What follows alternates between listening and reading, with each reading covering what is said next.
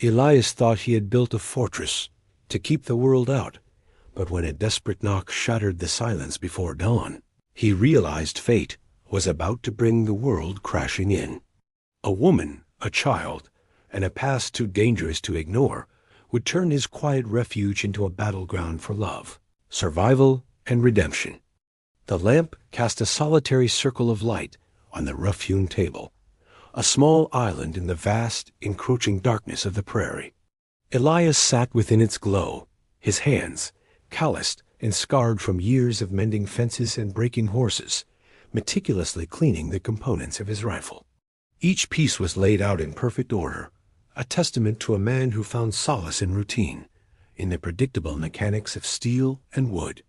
The house around him was silent, a silence he had long since grown accustomed to, the silence of a life lived alone. He had built this place with his own hands, from the sturdy timber walls to the fieldstone hearth, and it was a fortress against the unpredictable wildness of the frontier. But a fortress, he was beginning to realize, could also be a prison. He had come to this land seeking peace, a quiet corner of the world where he could outrun the ghosts of his past. He had found it, in a way, in the endless cycle of seasons, in the honest ache of his muscles after a long day's work. But peace had a way of feeling like emptiness in the dead of night, when the only sound was the sighing of the wind through the tall grasses. He finished his task, the rifle reassembled and resting against the wall, a silent sentinel. He looked at his hands, at the faint tremor that sometimes betrayed the calm he worked so hard to project. He was a capable man, a man who could face down a predator or a storm without flinching. But there was a different kind of vulnerability, a different kind of fear that he had no defense against. It was the fear of a silence that was no longer chosen, a solitude that had begun to feel less like a refuge and more like a sentence. He rose and walked to the window, peering out into the impenetrable blackness. He was a protector with nothing to protect, a guardian of an empty house. And in the quiet, lonely corners of his heart, a yearning had begun to take root, a yearning for something more than just survival, something more than just peace. He yearned for a reason to light a second lamp, to build a fire that did more than just ward off the chill. He yearned for a presence in the silence, a warmth that had nothing to do with the hearth. A sharp, frantic knocking shattered the pre-dawn stillness, a sound so unexpected that Elias was on his feet, rifle in hand, before he was fully awake. He moved with a quiet, practiced efficiency, his bare feet making no sound on the wooden floor. He peered through a crack in the shutters, his eyes scanning the darkness for any sign of a threat. He saw a lone figure, a silhouette against the first faint hint of dawn, and a horse, lathered and trembling, tied to the hitching post. He eased the door open, the rifle held low but ready. It was a woman, her face pale and strained in the dim light, her dress torn and mud-splattered. She was holding a small, sleeping child, wrapped in a threadbare blanket. "I need help," she said, her voice a raw whisper. "Please." He looked at her, at the fierce, desperate pride in her eyes, and he saw not a threat, but a survivor. He stepped back, opening the door wider. "Come in," he said, his voice gruff from disuse. He took in her disheveled state, the dark circles under her eyes, the way she held the child as if it were the last anchor in a storm-tossed sea. He saw the story of her flight in the tense set of her shoulders, in the tremor in her hands. He didn't ask for explanations, for a tale of woe that was not his to demand. He saw a need, and he met it. He led her to the hearth, where the embers still glowed, and he added wood until the small flame flickered to life. He filled a kettle with water and set it to warm. He did not hover, did not press her with questions. He simply created a small pocket of warmth and safety in the vast, indifferent wilderness. She sank onto the hearth, her body slumping with an exhaustion that seemed to go bone deep. She looked up at him, her eyes guarded but grateful. "Thank you," she said, and the two words held the weight of a prayer. He gave a curt nod, his attention already on the child who was beginning to stir. He was a man of action, not words. He understood the language of necessity, the currency of survival. And as the sun began to rise, casting long shadows across the floor, he felt a subtle shift in the silence of his home. It was no longer empty. It was occupied by the quiet, resilient presence of a woman and child who had sought refuge in his fortress, and in doing so, had breached its walls in a way no enemy ever could. The days that followed fell into a new rhythm, a quiet, unspoken choreography of shared space. Elias would rise before dawn, his movements silent as he prepared for the day's work. He would find a pot of coffee already warming on the hearth, a small, simple gesture that spoke volumes. He learned her name was Sarah, and the child's was Lily. He learned it not through direct inquiry, but through the gentle murmur of a lullaby she hummed as she rocked the child to sleep. He found himself listening for it, a thread of soft, feminine sound in the stark, masculine silence of his home. He taught her how to milk the goat, his large, calloused hands guiding hers with a careful, respectful distance. He felt the warmth of her skin, the slight tremor in her touch, and he was acutely aware of the trust she was placing in him, a trust he was determined not to betray.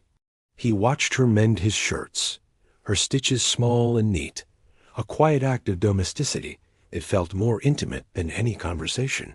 He found himself watching her hands, the way they moved with a purpose and grace that belied the hardships she had undoubtedly endured.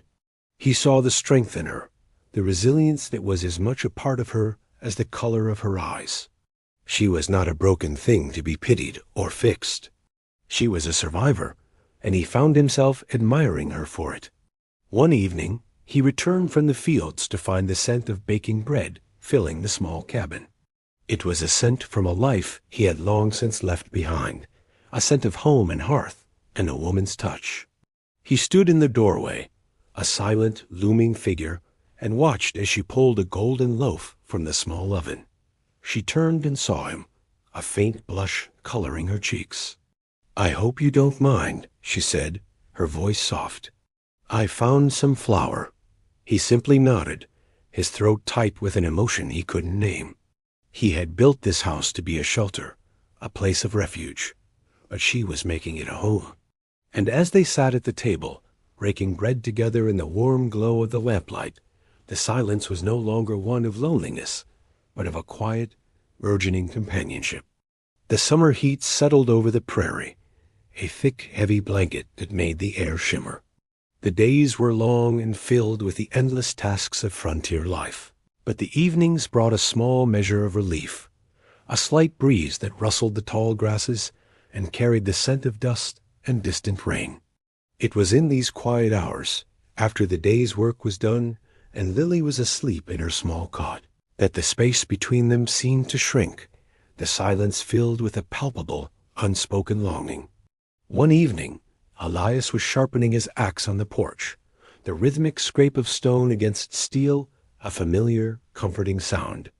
Sarah sat on the top step, mending a tear in Lily's dress, her head bent over her work, her face softened by the fading light. He found his gaze drawn to her, to the way the setting sun caught the stray wisps of hair that had escaped her braid, turning them to threads of gold. He saw the weariness in the slight slump of her shoulders, the quiet dignity in the set of her jaw. He wanted to offer her some comfort, some small gesture of ease, but he was a man unaccustomed to tenderness, his hands more familiar with the heft of axe than the gentle art of solace. He finished his task, the axe blade gleaming in the twilight. He tested its edge with his thumb, a small, almost imperceptible nod of satisfaction. He then stood, and without a word, offered it to her, hilt first. She looked up, her eyes questioning, a flicker of surprise in their depths. It was a simple gesture, a practical one on the surface, but they both understood its deeper meaning. A weapon was a man's life, his protection, his power. To offer it hilt first was an act of trust, a symbol of surrender. It was a promise that he would never use his strength against her. She reached out and took it, her fingers brushing against his. Her touch was light, almost hesitant, but it sent a jolt through him, a warmth that had nothing to do with the summer heat. She held the axe for a moment, her gaze locked with his, and in the quiet, charged silence, something shifted between them. It was not a vow spoken aloud, not a grand declaration of love. It was something quieter, something deeper. It was a silent acknowledgment of the trust that had taken root between them, a fragile, precious thing that they were both, in their own quiet way, determined to nurture. The next day, a storm rolled in, a sudden, violent squall that turned the sky a bruised purple and lashed the small cabin with wind and rain. Elias worked quickly, securing the shutters and bringing the livestock into the barn. When he returned to the house, soaked to the skin, he found Sarah standing by the window, her arms wrapped around herself as she watched the storm. Lily was playing on the floor, seemingly oblivious to the fury of the elements outside. He saw a flicker of fear in Sarah's eyes, a shadow of some past trauma that the storm had stirred up. He didn't ask, didn't pry. He simply went to the hearth and built up the fire, the crackle and pop of the burning wood, a small defiant sound against the roar of the wind. He shed his wet shirt, his back to her, and was acutely aware of her gaze on him. He felt a sudden, unaccustomed self-consciousness, a vulnerability that had nothing to do with the storm. He was a man whose body was a map of his life, a landscape of scars and calloused muscle. He was not a man who was used to being looked at, not in that quiet, assessing way. He turned and found her watching him, her expression unreadable. "You should get out of those wet clothes," she said, her voice barely a whisper above the sound of the rain. "You'll catch your death." He nodded and went to his small room to change. When he returned, he found a mug of steaming coffee waiting for him on the table. He took it, his fingers wrapping around its warmth. He sat opposite her, the table a small, safe island in the storm-tossed world. They didn't speak, but the silence was not empty. It was filled with the shared experience of the storm, the shared warmth of the fire, the shared space of the small, sturdy house he had built with his own hands. And as the storm raged outside, he felt a sense of peace, a sense of rightness that he had not felt in a long, long time.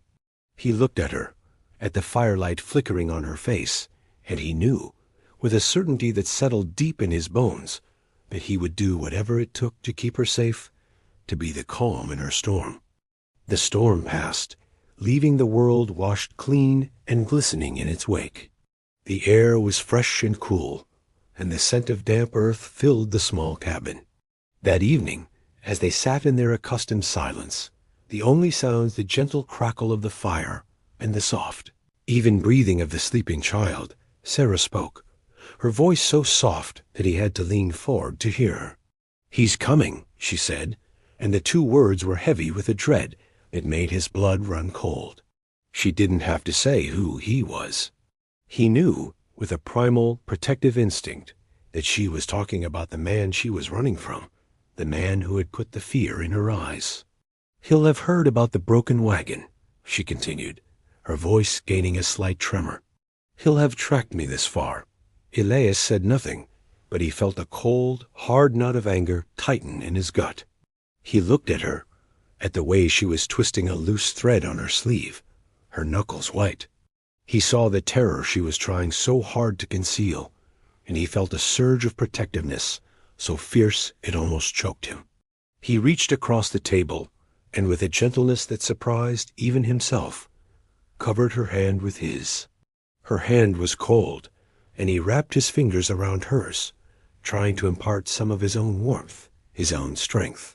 "You're safe here," he said, his voice a low, steady rumble.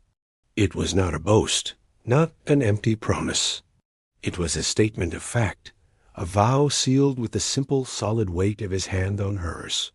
She looked up at him, and for the first time, he saw something other than fear or gratitude in her eyes. He saw a flicker of hope, a fragile, tentative trust that he was determined to be worthy of. He saw her, truly saw her, not as a victim, not as a damsel in distress, but as a woman of incredible strength and courage.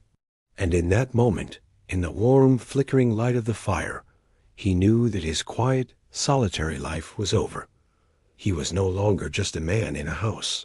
He was a protector, a guardian, and he would stand between her and whatever darkness she was running from, a silent, unmovable shield. A few days later, a rider appeared on the horizon, a lone figure moving with a confident, arrogant swagger that set Elias's teeth on edge. He was leading a spare horse, and he rode directly to the cabin, as if he owned the very land it was built on. Elias was on the porch, cleaning his rifle, when the man reined in his horse. He was handsome, in a slick, predatory way, with eyes that were too knowing, a smile that didn't reach them. "I'm looking for my wife," he said, his voice smooth and cultured, a stark contrast to the rugged wilderness around them. He dismounted, his movements fluid and self-assured. A man from the settlement said he saw her heading this way. Elias said nothing, his hands still, his gaze steady. He let the silence stretch, a silent, unspoken challenge. The man's smile faltered, a flicker of irritation in his eyes. "Her name is Sarah," he said, his voice taking on a harder edge. "She's not well, prone to fits of fancy." He was painting a picture, Elias realized, a picture of a flighty, unstable woman, a woman who needed to be controlled, to be brought back to heal. At that moment, the cabin door opened, and Sarah stepped out. She was pale, but her head was held high, her gaze unwavering. "My name is Sarah," she said, her voice clear and steady. "And I am not your wife." "Not anymore." The man's face contorted into a mask of fury. "Don't be a fool, Sarah," he snarled. "You belong to me." He took a step towards her, his hand reaching for her arm. Elias moved so quickly he was a blur, his body interposed between Sarah and the man. He didn't draw his weapon, didn't raise his voice. He simply stood there, a solid, immovable presence, a silent, deadly threat. "She is not yours," Elias said, his voice low and cold as a winter wind. "And you are not welcome here. Leave. Now." The man hesitated, his eyes darting from Elias's cold, hard gaze to the rifle resting on the porch railing. He was a man accustomed to getting his own way, a man who used his charm and his wealth to bend people to his will. But he was also a man who understood the language of violence, and he saw in Elias a man who was not to be trifled with. He backed away, his face a mask of thwarted rage. "This isn't over," he spat, and he mounted his horse and rode away, a dark, malevolent figure against the vast, indifferent landscape. The confrontation left a heavy, oppressive silence in its wake. Sarah stood on the porch, her arms wrapped around herself, her body trembling with a mixture of fear and relief. Elias watched her, his heart aching with a fierce, protective tenderness. He wanted to go to her, to wrap his arms around her and shield her from the ugliness of the world. But he knew that was not what she needed. She needed to know that she was not a possession to be fought over, a prize to be won. She needed to know that she had a choice. He went to her, but he did not touch her. He simply stood beside her, a quiet, reassuring presence. "He will be back," she said, her voice barely a whisper. "Men like him, they don't give up." "I know," he said, "but you will not face him alone." He turned to her, his gaze steady and serious. "I would be honored," he began, his voice rough with an emotion he rarely allowed himself to show, "if you would consent to be my wife." It was not a declaration of love, not a romantic proposal whispered in the moonlight. It was a practical offer, a shield, a way to give her the protection of his name, the safety of his home. But it was also more than that. It was a confession, an admission of the place she had come to occupy in his life, in his heart. He was offering her not just his protection, but his name, his future, his life. He was offering her a home, not just a house. A partnership, not just a refuge. He was offering her a choice, a chance to build a new life on a foundation of respect and mutual trust. He was giving her back the agency that had been stolen from her. He was not rescuing her.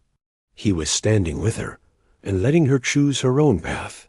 And in the quiet, charged space between them, he waited for her answer, his heart in his throat, his future hanging in the balance. She looked at him, her eyes searching his, and in their depths, he saw not the reflection of a protector, but of a partner. She saw the quiet strength, the unwavering respect, the gentle soul that lay beneath the stoic exterior. She saw a man who had offered her a home without demanding anything in return, who had given her his trust without question, who had stood between her and her past without a moment's hesitation. She saw a man who had, in his own quiet, unassuming way, shown her what it meant to be truly cared for, to be truly seen. "Yes," she said, her voice clear and strong, a single word that held the weight of a lifetime of choices. "Yes, I will."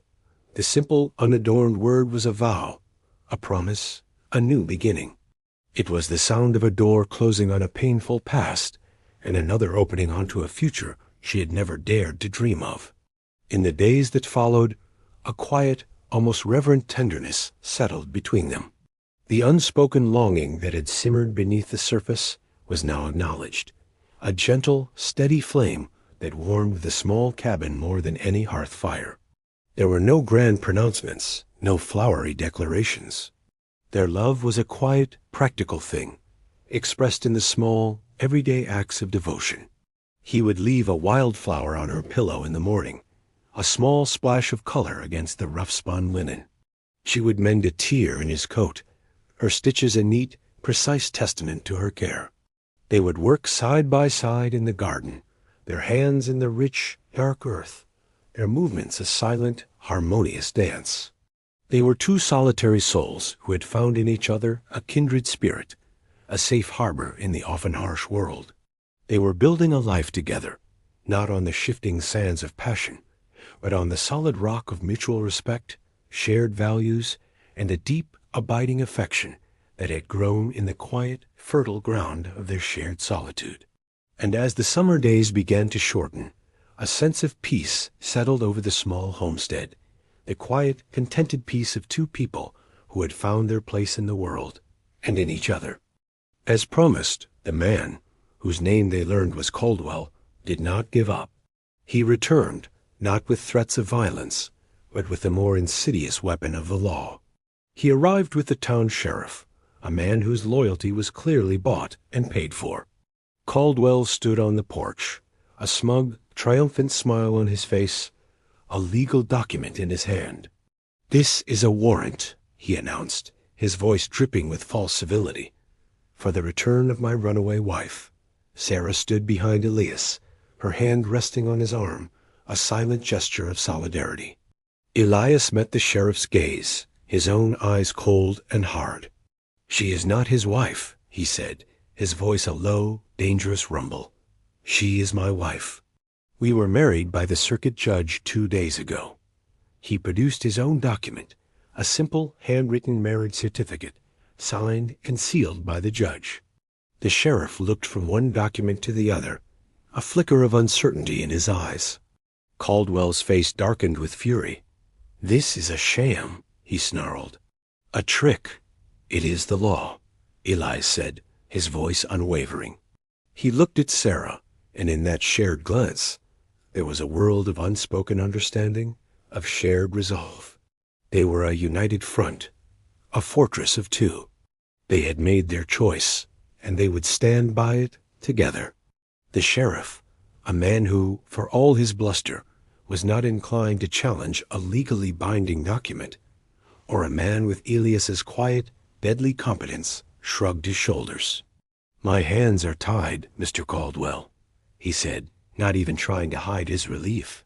"The law is the law." Caldwell, his face a mask of impotent rage, could do nothing. He had been outmaneuvered, defeated not by force of arms, but by a simple, unassailable truth. Sarah had made her choice. She had chosen Elias. She had chosen a life of quiet dignity, of mutual respect, of gentle, unassuming love. And as Caldwell rode away, a bitter, defeated figure, a single unguarded smile touched Sarah's lips, a smile so radiant it seemed to light up the small porch. It was the first time Elias had seen her truly smile, and it was a sight that filled him with a fierce, protective joy, a joy so profound it was almost painful. He had not just given her his name. He had given her a future, and she, in return, had given him a reason to fight for it. That night, after the tension of the day had passed, a new kind of quiet settled between them. It was not the silence of strangers, nor the comfortable silence of companions. It was the quiet, intimate silence of a husband and wife, a silence filled with a deep, unspoken understanding.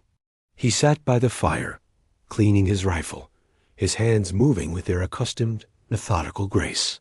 She sat opposite him, mending a tear in Lily's dress, her needle flashing in the firelight. He looked up and found her watching him, a soft, tender expression on her face. "Thank you," she said, her voice a gentle murmur in the quiet room. "For what you did today? For everything?" He simply nodded, his throat too tight for words. He was a man of action, not of sentiment. He had done what any decent man would have done. But he knew, in the deepest part of his soul, that what he felt for her was more than just a sense of duty, more than just a protective instinct. It was a love so deep, so profound, it had taken root in the barren soil of his lonely heart and blossomed into something beautiful and strong. He put down his rifle and went to her. He knelt before her and took her hand, his thumb gently stroking her knuckles. He looked into her eyes, and in their warm, clear depths he saw his own reflection, the reflection of a man who had finally, after a lifetime of searching, found his home. "Sarah," he said, and the sound of her name on his lips was a caress, a vow. He leaned forward, and, with a tenderness that belied his rough exterior, he gently pressed his forehead to hers. It was a gesture of profound intimacy, a silent communion of two souls who had found in each other a refuge from the storms of life. There were no more words to be said. Everything that needed to be said had been spoken in the quiet language of their hearts, in the shared warmth of the fire, in the simple, solid presence of each other. And as the fire burned low, casting long dancing shadows on the walls of the small cabin, they remained like that, two people who had found in each other not a savior, not a victim, but an equal, a partner, a love that was as quiet, as strong, and as enduring as the land itself. The seasons turned, the harsh summer sun giving way to the crisp, golden light of autumn. The small homestead was a hive of activity as they prepared for the coming winter. They worked together, a seamless, efficient team, their movements a familiar, comfortable dance. He would chop wood, the steady, rhythmic thud of the axe, a reassuring heartbeat against the quiet of the prairie. She would be in the kitchen, the scent of canning spices and baking bread, a warm, fragrant cloud that filled the small cabin. In the evenings, they would sit by the fire, Lily sleeping soundly in her cot, and he would read to her from the one book he owned, a worn, leather-bound volume of Shakespeare. He was not a learned man, but he read with a slow, deliberate cadence, his deep voice a soothing rumble in the quiet room. She would listen, her hands busy with her mending, a small, contented smile on her lips. It was a simple life, a life of hard work and quiet pleasures. But it was a good life, a life filled with a deep, abiding sense of peace and rightness. One evening, as the first chill of winter was in the air, he came in from the barn to find a small, carefully wrapped package on his pillow. He opened it and found a pair of new leather gloves, the hide soft and supple, the stitches small and neat. He knew she must have traded some of her precious hoard of dried herbs and remedies with a passing trapper to get the leather. It was a gift of profound love, a gift of sacrifice and devotion. He went to her, his heart so full of emotion he could barely speak. She was standing by the window, looking out at the star-dusted sky. He came up behind her and gently wrapped his arms around her, pulling her back against his chest. He buried his face in her hair, inhaling the clean, fresh scent of her. "I'll keep you warm," he whispered, his voice thick with unshed tears. It was not a grand, poetic declaration of love. It was a simple, practical promise, a vow made in plain speech. It was a promise to protect her, to provide for her, to be her shelter and her strength. It was the only vow he knew how to make, the only one that mattered. She leaned back against him, her hand covering his, and in that simple, silent gesture she made her own vow, a promise to be his partner, his comfort, his home. They were two broken souls who had found in each other a way to be whole. They were a family forged not by blood, but by choice, by love, by the quiet, everyday miracle of a shared life. And as the winter winds began to howl outside, they were safe and warm in this small, sturdy house that love had built.